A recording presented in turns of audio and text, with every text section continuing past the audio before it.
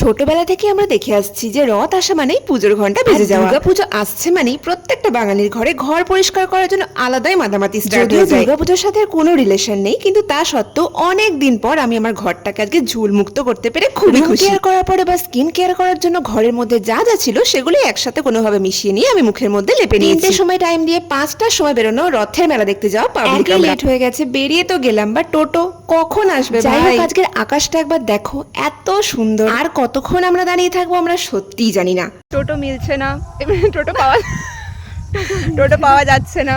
আমরা রথের মেলা দেখতে আমরা রথের মেলা দেখতে চাই আমরা, কিন্তু জিলিপিও খেতে চাই, পাঁপড় ভাজাও খেতে চাই, মেলাতে মালিককে হারিয়ে দিয়ে আসতে চাই।